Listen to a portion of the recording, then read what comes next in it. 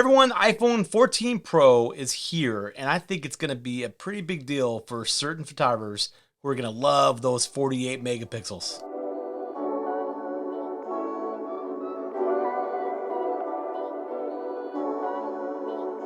I went out and took some photos, and I'm going to put the link to all of those raw photos in the description.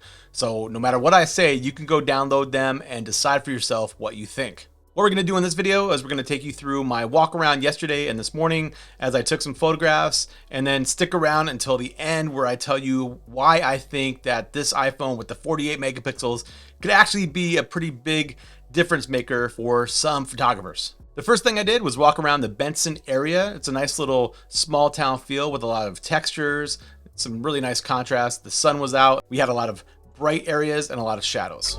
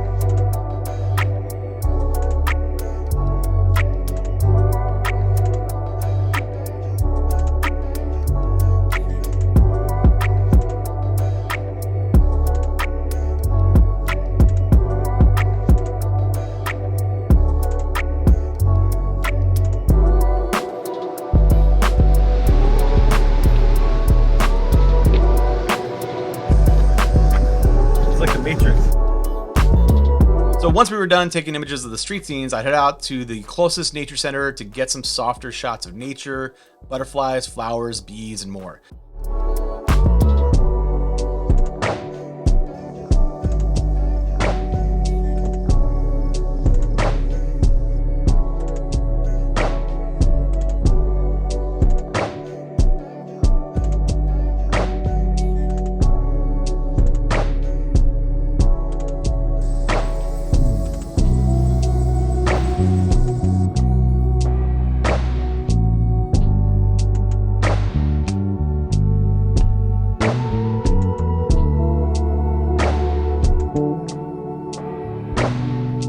Next up are the scenes from this morning. It was darker and rainy outside. I was curious to see just how the raw files would react to that kind of weather and without the extreme brightness of yesterday. I also managed to grab a few shots of a new coffee shop near me, Control Coffee, which is pretty awesome. They have video games indoors, and the lighting was a little bit lower so I could see what the 48 megapixel raw file would do indoors. All right, so after all that and looking at the files, what are my thoughts? Overall, I'm really impressed.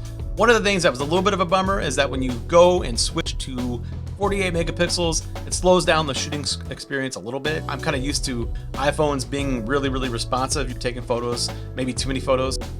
This photo right here, this is the one that kind of made me go, wow.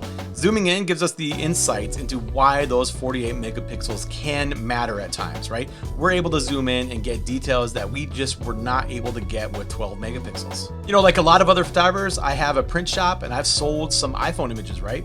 But those iPhone images, they've always been like 12 megapixels. And so I have limited the ability for people to buy prints above 30 inches or so. Those look fine, they look okay.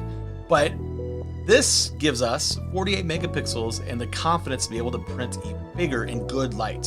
So I think that's pretty cool because the camera that you have in the pocket, right? The camera that you have with you is the most powerful camera in the world. And don't forget that the 48 megapixel files, when we're cropping, gives us a lot of ability. So I could take a photo like this and we could crop a full 50% of that photo out and still have 24 megapixels left over, which is fantastic, right? In good light, I think it's gonna be pretty cool. And hey, I know Apple's late to the game, right? We've had a lot of big megapixel camera phones out there for years now, but hey, for Apple users, we get what we get, and right now we have 48 megapixels to play with. Don't forget, the files are down below. Download them, mess with them in your favorite RAW converter, and see what you think for yourself so you can kind of imagine whether you want to upgrade or not. So if you like this, if you have any comments, suggestions, criticisms, hey, tell me below. I want to improve and keep getting better at this kind of thing. Thanks so much for watching. We will see you next time. No, I just want a video of me doing Kung Fu. Get a video of me doing Kung Fu. Stop it. Is it going?